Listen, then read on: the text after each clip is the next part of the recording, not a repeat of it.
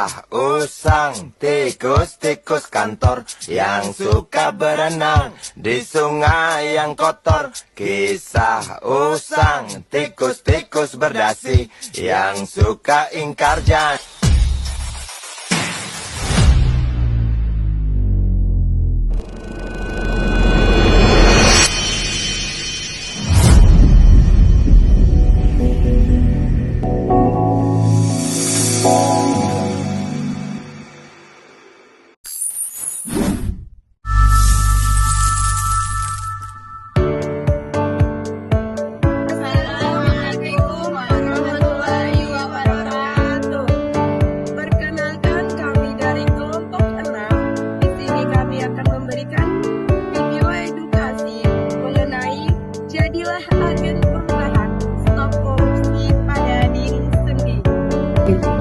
Di sini kami mengutip pada ayat Al-Quran yaitu surah Al-Baqarah ayat 188. Di situ Allah berfirman, "Dan janganlah kamu memakan harta sesamamu dengan cara yang batil."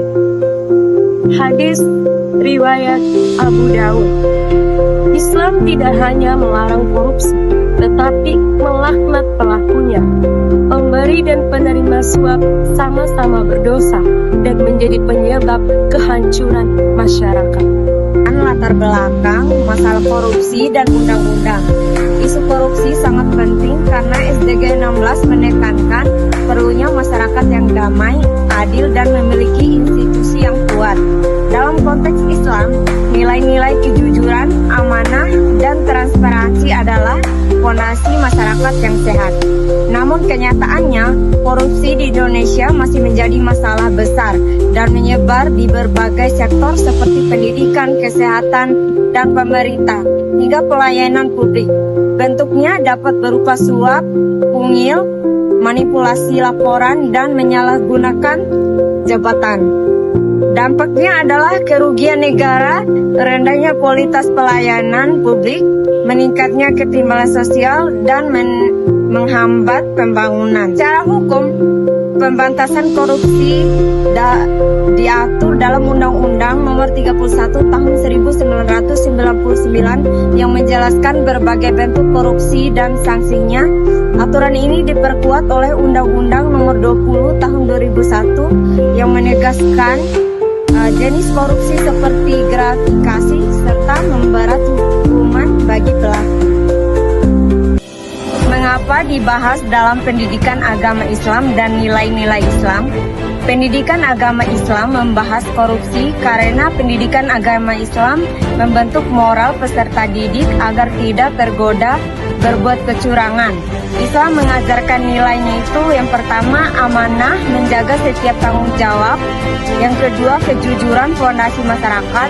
Yang ketiga keadilan, tidak mengambil hak orang lain. Yang keempat takwa, merasa diawasi Allah. SDG 16 berfokus pada perdamaian, keadilan, dan institusi yang kuat.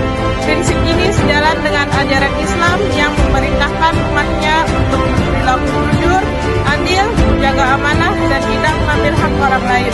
Dalam kehidupan sehari-hari, korupsi tidak hanya berupa kasus besar yang muncul di media.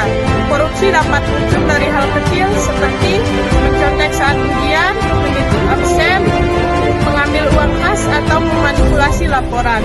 Jika dibiarkan, perilaku kecil ini akan membentuk karakter koruptif. Oleh karena itu, gerakan anti korupsi bisa dimulai dari diri sendiri. Implementasi di masyarakat dan peran mahasiswa. Di masyarakat, nilai anti korupsi dapat diwujudkan melalui 1. Sosialisasi dampak korupsi agar warga memahami akibatnya. 2. Transparansi di lingkungan RT atau RW seperti laporan keuangan terbuka. Yang ketiga, penanaman nilai kejujuran melalui sekolah dan masjid. Sementara itu, mahasiswa dapat berperan dengan cara 1. Menolak semua bentuk kecurangan sekecil apapun. 2. Menjadi volunteer kampanye anti korupsi. 3. Membuat video, poster, webinar, atau edukasi publik. Yang keempat, mengikuti gerakan kerjasama dengan KPK atau komunitas integritas. Solusi yang dapat kita mahasiswa lakukan ialah menjauhi kecurangan, mengajak teman hidup jujur, dan membuat edukasi publik yang bermanfaat. Sekolah dan masyarakat perlu membentuk budaya transparansi, membuat kurikulum anti korupsi, dan memberi sanksi tegas pada pelaku curang. Untuk jangka panjang, kita perlu menanamkan budaya jujur sejak dini, memperkuat lembaga hukum, serta menyediakan sistem pelaporan korupsi yang mudah dan aman. Sekian video edukasi dari kami. Kami akan